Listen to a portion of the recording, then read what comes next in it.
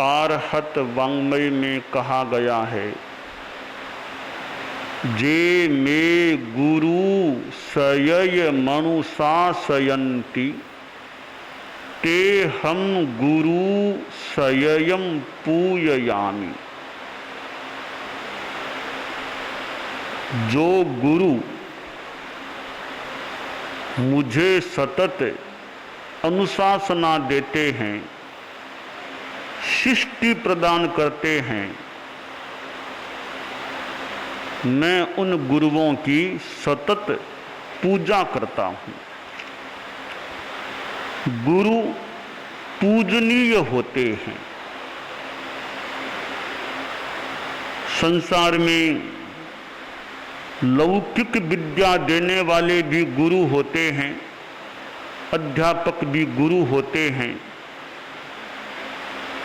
और धर्म के क्षेत्र में तो साधु गुरु कहे गए हैं।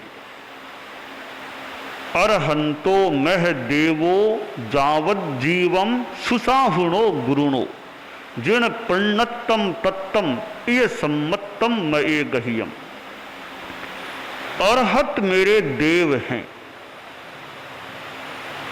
भगवान महावीर अरहत थे, अरहत देव हैं, और शुद्ध साधु मेरे गुरु हैं। जिन प्रज्ञप्त जिनेश्वर भगवान द्वारा केवली के द्वारा राग द्वेष मुक्त आत्मा के द्वारा निरूपित प्रज्ञप्त तत्व मेरा तत्व है। तत्व को धर्म के रूप में जाना जा सकता है। तो शुद्ध साधुओं को गुरु बताया गया है, और जो शुद्ध साधु भी हैं और सृष्टि देने वाले भी हैं, वे तो और ज्यादा विशेष गुरु हो जाते हैं। तेरा पंथ धर्म संघ में उस विशेष दर्जे के रूप में, अनुशास्ता के रूप में जो गुरु हैं, आचार्य होते हैं। इसलिए तेरा पंथ की क्या पहचान, एक गुरु और एक विधान, कि गुरु भी एक, अनुशास्ता गुरु एक, और विधान भी सबके लिए एक। गुरु का हमारे जीवन में अति महत्वपूर्ण स्थान होता है, और जिनको धर्माचार्य धर्मगुरु के रूप में स्वीकार किया गया है, और वे एक ही हैं प्रतीक के रूप में, नाम के रूप में, उनका तो बहुत ज्यादा महत्व हो जाता है। जो गुरु अनुशिष्टि देने वाले हैं, शिष्य कहता है, उन गुरुओं की मैं सतत पूजा करता हूँ, उनके प्रति प्रणत हूँ, विनत हूँ,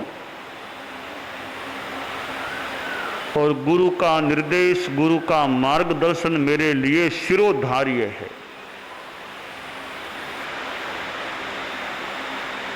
सिंदूर प्रकर सुक्ति मुक्तावली ग्रंथ में कहा गया, गुरु कौन होते हैं? अवद्य मुक्ते पथि यः प्रवर्तते प्रवर्तयत्यन्यजनं स निःस्पृहः स एव सेव्यः स्वहितैषिणा गुरुः स्वयं तरस्तारयितुं क्षमः परम्। कि जो निर्वध्य मार्ग में चलने वाला है और दूसरों को भी निर्वध्य मार्ग पर स्थापित करने वाला, चलाने वाला है, ऐसे ही गुरु की सेवा करनी चाहिए, ऐसे ही गुरु को गुरु के रूप में स्वीकारना चाहिए। तो स्वयं तरता हुआ दूसरों को तारने में सक्षम होता है। और गुरु की आज्ञा का कितना महत्व है। गुरु की आज्ञा के सामने कि ध्यान आदि भी गौण है।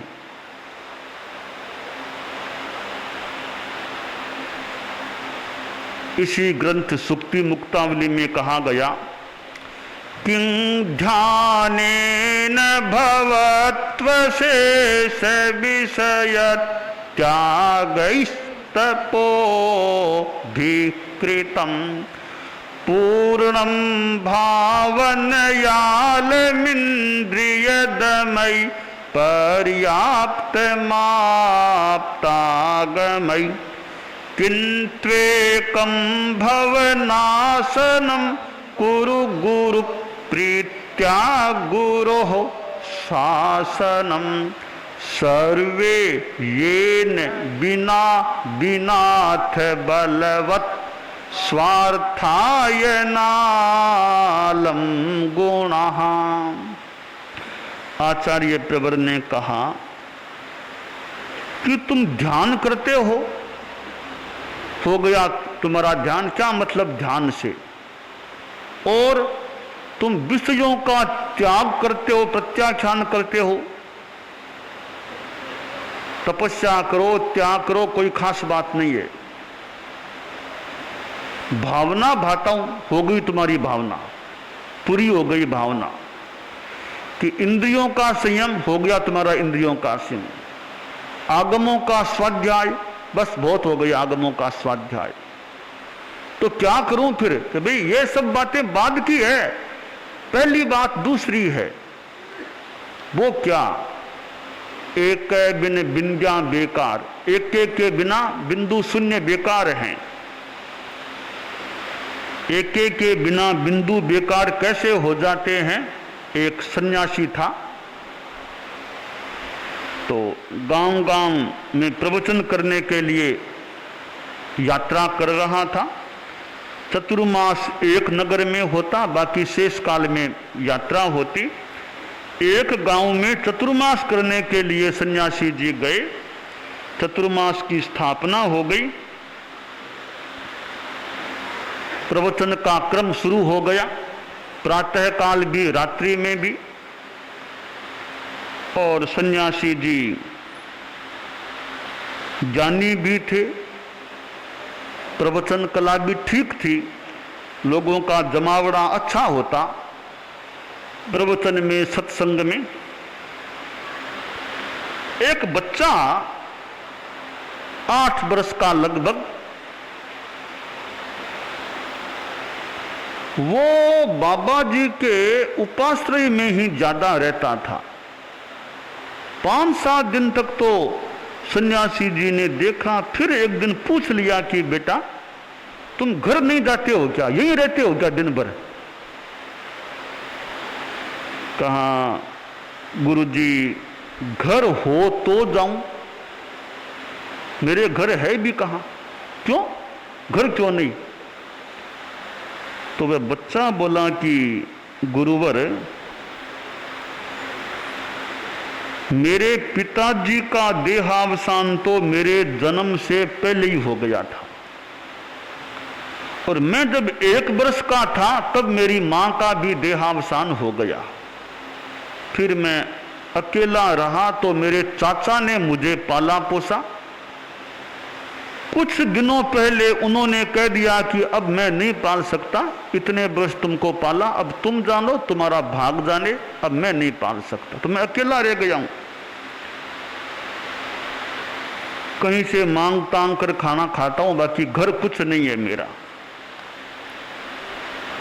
तो भोजन तो पूरा मिलता है, भोजन बाप जी वो कभी पूरा मिल जाए कभी न भी मिले, सब अनिश्चय में रहने वाली स्थितियां हैं। कभी भूखा भी सो जाता हूं। बाबा जी थोड़े वो सिद्धि संपन्न भी थे, और मन में दया भी आई कि बेचारा बड़ा गरीब है, अकेला है, कुछ इसका कर दूं। कुछ चमत्कार जैसा जानने वाले थे तो कहा लाओ तुम्हारा हाथ मुझे दो। उसने हाथ आगे किया तो बाबा ने उसका हाथ अपने हाथ में लेकर के एक पक्की स्याही से एक एका लिख दिया कि जाओ 1 रुपया तुमको रोज सवेरे जब उठोगे ना तुम्हारे पास पड़ा हुआ मिल जाएगा। वरदान दे दिया बाबा ने। जैसा बाबा ने कहा अगले रोज वह सवेरे उठा तो 1 रुपया उसके पास पड़ा था। ऐसे रोज उसे 1 रुपया सवेरे सवेरे मिल जाता। 1 रुपये से कुछ चाय नाश्ता कर लेता। 2 सप्ताह बीतने पर फिर बाबा ने पूछा, रे अब तो कुछ ठीक है ना, 1 रुपया तुमको रोज, कहा 1 रुपया रोज मिल जाता है। तब हम जी 1 रुपये से क्या हो, 1 रुपये से हो क्या, लाओ हाथ मुझे दो। तो बाबा ने वो एका लिखा हुआ था 1 शून्य और आगे लगा दिया, जाओ रोज तुम्हें 10 रुपये मिल जाएंगे। अब जैसा बाबा ने वरदान दिया 10 का नोट रोज उसे पास में सवेरे उठता तब मिल जाता। अब 10-10 कई हो गए, इकट्ठा हो गए रुपये। अब वो बच्चे में थोड़ी लालसा भी बढ़ने लग गई कि बाबा जी तो जोरदार हैं, ये तो पैसा देने वाले बाबा जी हैं ये तो कुछ इच्छाएं भी बढ़ी। वो लड़का वो बाबा जी के आसपास ही रहता। फिर मांग कर ली तो बाबा ने 1 शून्य और लगा दिया, रोज के 100 कर दिए। फिर मांग की तो 1000 कर दिए। फिर मांग की 10,000 कर दिए रोज के। अब जहां लाहो तहा लोहो लाहा लोहो पवड्डई, जैसे लाभ वैसे लोभ भी बढ़ता है। ये इच्छा अंत को कब पाए, नहीं इच्छा अंत को पाती कभी, नहीं इच्छा अंत को पाती कभी, स्पृहा नल में जल रहा संसार है, स्पृहा नल में जल रहा, योग विरहित जिंदगी बेकार है, योग विरहित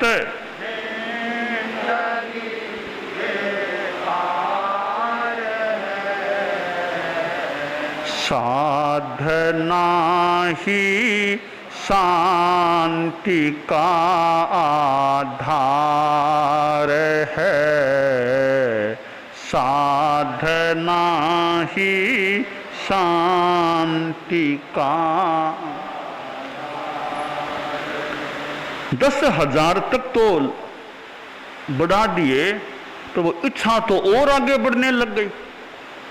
एक दिन और वह लड़का आ गया, बाबा जी थोड़ी कृपा तो और करो। बाबा ने पूछा, रे यह बताओ स्वास्थ्य कैसा, कि बाप जी आजकल भूख मुझे कम लगती है। वो दिमाग में तनाव कैसा रहता है, भूख कम, नींद कि रात में नींद भी अब कम आने लग गई। तो लाओ हाथ मुझे दो। लड़के ने सोचा आज 1 शून्य और बढ़ाएंगे। बाबा ने उल्टा ही सारा काम कर दिया। एका था उसको मिटा दिया, हटा दिया। एका मिटा दिया गुरुवर ने, एका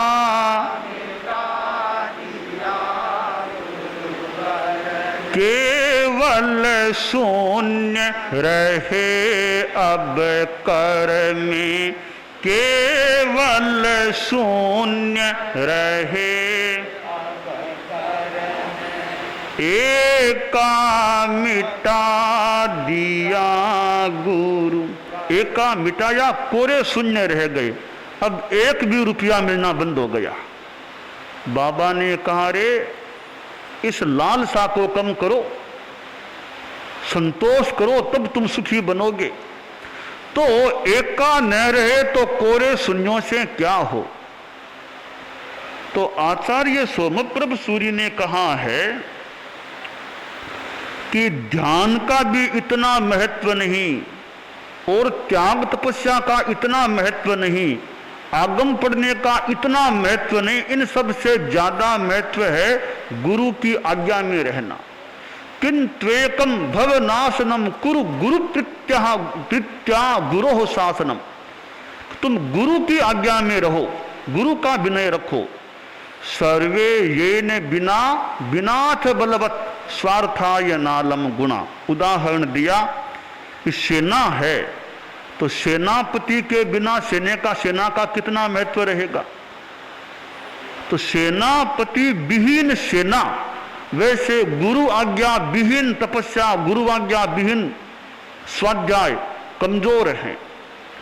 इसलिए यह गुरु की आज्ञा तो एका है, विनय तो एका है, आचार एका है, बाकी सारे शून्य हैं। शून्य बढ़ेंगे तो एके से शून्यों का महत्व बढ़ जाएगा। तो गुरु जिनको हमने मान लिया है उनकी आज्ञा का सम्मान रहना चाहिए। हमें परम पूज्य गुरुदेव तुलसी गुरु के रूप में मिले थे, जिनके चरणों में हम लोग रहे थे। परम पूज्य आचार्य महाप्रज्ञ जी हमें गुरुदेव तुलसी के अनंतर गुरु के रूप में मिले थे। तो सद्गुरु का मिलना बहुत विशेष बात होती है और सद्गुरु मिलने के बाद सद्गुरु का मार्गदर्शन ध्यातव्य होता है, सम्मान्य होता है। और गुरु की कभी डांट भी पड़ जाए तो गुरु की डांट को भी विनय से स्वीकार करना चाहिए। गुरु का कठोर निर्देश मिल जाए उसको भी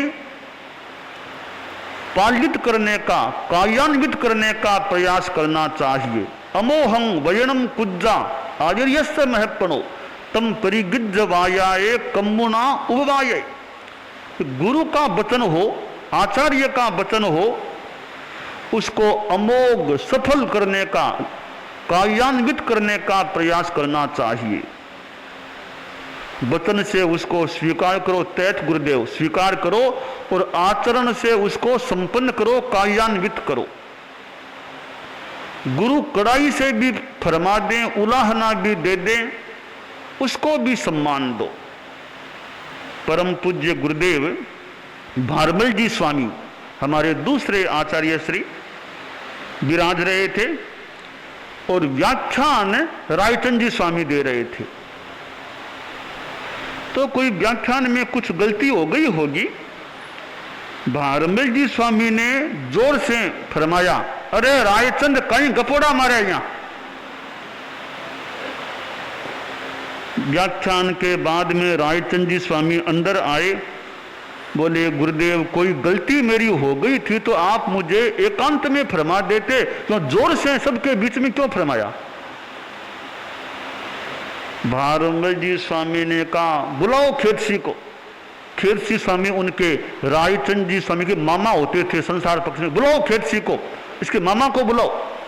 पर देखो रायचंद क्या कहता है कि मुझे एकांत में कह देते। साफ बात है, हम तो सबके बीच में कह सकते हैं, कह सकते हैं, कह सकते हैं। मैं घटना का भाव बता रहा हूं। रायचंद जी मुनिश्री रायचंद जी स्वामी बोले गुरुदेव जैसे आपकी मर्जी वैसे फरमाना, मुझे कोई दिक्कत नहीं है। तो गुरु परिषद के बीच भी उलाहना दे दें, डांट दें, 5 आदमी के बीच में डांट दे, तो भी शिष्य का धर्म है गुरु की डांट को भी विनय के साथ स्वीकार कर लेना। तो सद्गुरु गुरु जो अनुशासना देने वाले, सृष्टि देने वाले होते हैं, उनकी मैं सतत पूजा करता हूं, यह शिष्य के मन में भाव रहना चाहिए।